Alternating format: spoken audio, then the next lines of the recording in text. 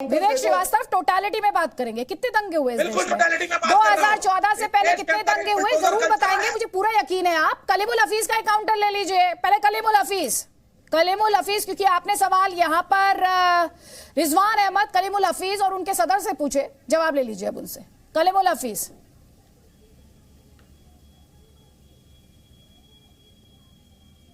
हफीज, आप मुझे सुन पा रहे हैं? उन तक आवाज नहीं पहुंच पा रही है। शोएब जमी, जो सवाल अभी रिजवान अहमद उठा रहे थे, ये कौन से कॉन्स्टिट्यूशन में, कौन से आर्टिकल में कहां लिखा है कि जब योगी चला जाएगा, जब मोदी चला जाएगा, तब तुम्हारा क्या होगा? ये कौन सी भाषा थी? तब तुम्हें कौन बचाएगा? शोएब जमी, एमआईएम का आधिकारिक प्रवक्ता जब डिबेट में मौजूद हैं बाकायदा। मेरी आवाज आ रही है? हाँ, आ रही है। जवाब मैं दे दूं? जब मौजूद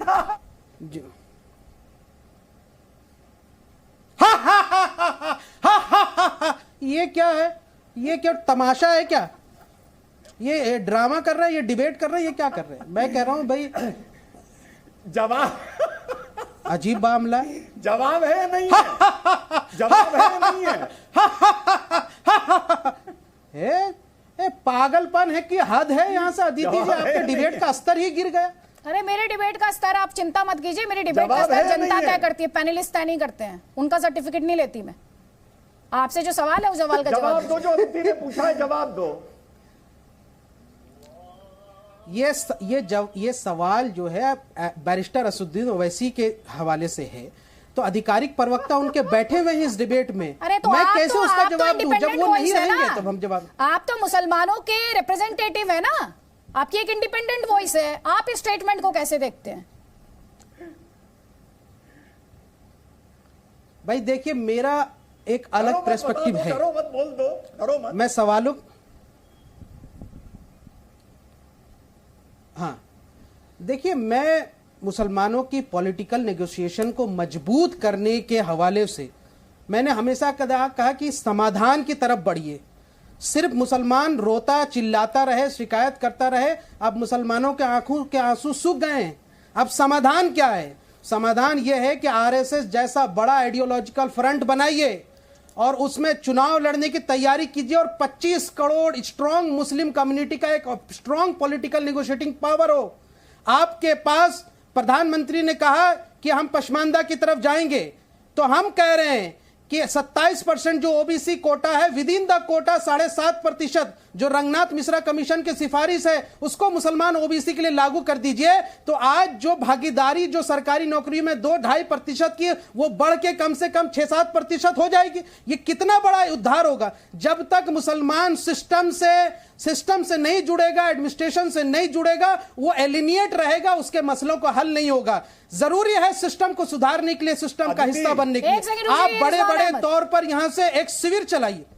एक मिनट में बात कर लूं, बड़ी बात कह रहा हूं, प्रधानमंत्री जी भी सुनेंगे इस बात को। मैं कह रहा हूं बड़े बड़े शिविर लगे, मुसलमान नौजवानों को जो है फौज में जाने के लिए, पुलिस में जाने के लिए, एडमिनिस्ट्रेशन में जाने के लिए यहां से आप तैयारी करवाएं। अगर हजारों हजार की तादाद में वो जाएंगे, सिस्टम का हिस्सा बनेंगे, एलिनिएट नहीं होंगे, फिर कोई माई की लाल की हिम्मत नहीं उनकी मॉब लिंचिंग करनी, फिर इनजस्टिस नहीं होगा। मैं प्राइम मिनिस्टर को गुजारिश कर रहा हूं, आप नेगोशिएटिंग टेबल पे बैठिए ना। एलिनेशन जैसा शब्द और 7.5%।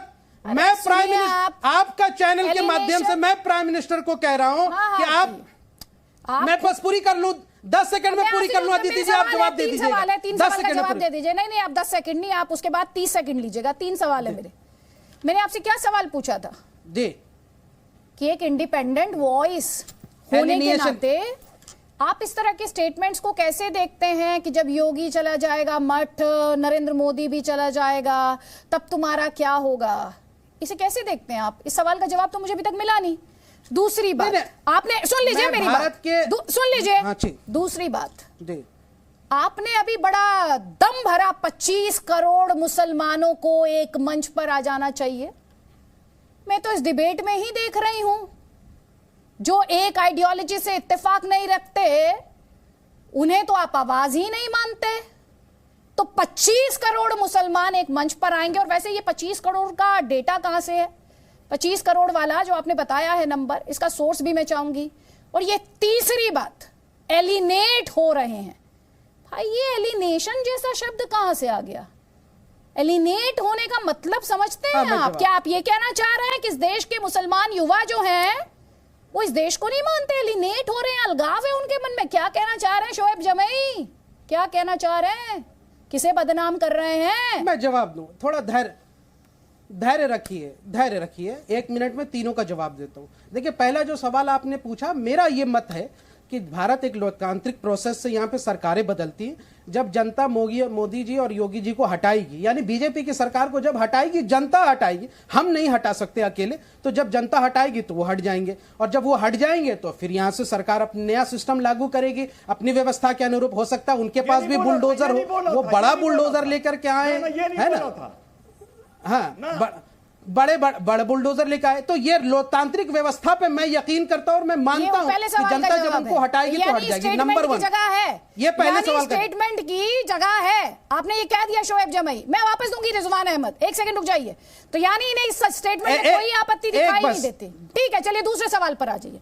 दूसरे और तीसरे सवाल पर समझ आ रहा है? मैं दूसरे सवाल का जवाब सोच सबको समझ आ रही, बहुत बढ़िया। चलिए दूसरे सवाल पर फौरन जवाब दे दूं। देखिए, एलिनिएशन के बारे में मैंने ये कहा कि जब सिस्टम से और इस चाहे वो डेमोक्रेटिक प्रोसेस हो या एडमिनिस्ट्रेटिव प्रोसेस है, उससे अगर बड़ी संख्या में मुस्लिम यूथ बाहर है, यानी 2.5% ही सिर्फ हमारी अगर उसमें भागीदारी है, तो वो कितनी बड़ी चिंता की बात है कि 17% आबादी वाली की सिर्फ भागीदारी इतनी कम है, तो वो एलिनिएट महसूस करता है। इसका समाधान ये है कि प्राइम मिनिस्टर से मैं गुजारिश करता हूं कि आप with in the OBC Kota 7.5% मुसलमान ओबीसी के लिए रिजर्वेशन कर दीजिए। पश्मानदा के लिए इससे बड़ा सौगात कुछ नहीं हो सकता। बताइए, नेगोशिएटिंग टेबल पे कर दीजिए आप। नहीं, आप जब ये वो एलिनेटेड फील करता है, बस इस बात से एलिनेटेड फील करता है वो। एलिनेशन जैसे शब्द का जब आप इस्तेमाल कर रहे हैं, सोच समझ कर, जो 25 करोड़ मुस्लिम आबादी का डेटा उसका सोच जानना चाह रही थी। अरे सुनिए, बताइए मुझे, जब एलिनेट ये बताइए 25 करोड़ मुसलमान, क्योंकि मैंने तो नहीं 2011 के बाद सेंसस का डेटा देखा। जरा सा मुझे बताइए 25 करोड़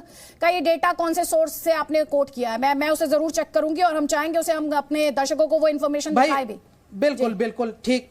आधिकारिक रजिस्ट्रार का डेटा 2021 का सेंसस अभी नहीं हुआ, और क्यों उन्होंने यहां से आगे पोस्टपोन किया वो मुझे नहीं पता। शायद एनआरसी का कोई मामला हो, इसलिए नहीं कर रहे हो।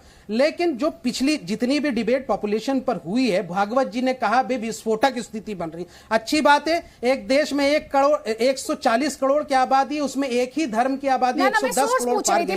यानी 2 बल्लेबाज बैटिंग करने आए, एक बल्लेबाज 110 रन बना दिया, दूसरा बल्लेबाज 17 या 18 20-25 रन पे अटका हुआ है। तो ये बड़ी चिंताजनक विषय है। बता दीजिए, सोर्स बता दीजिए मुझे, सोर्स। ये बड़ी चिंताजनक विषय है। विस्फोट हो रहा है। 125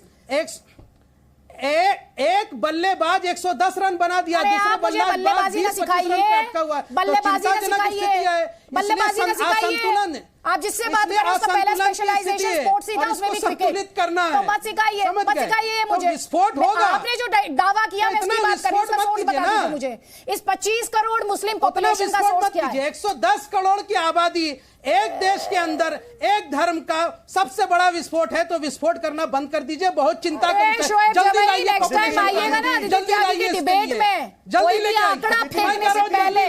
कोई भी आंकड़ा फेंकने से पहले, सोर्स लेकर आइएगा और अपने मनगढ़ंत आंकड़े मत फेंका कीजिए।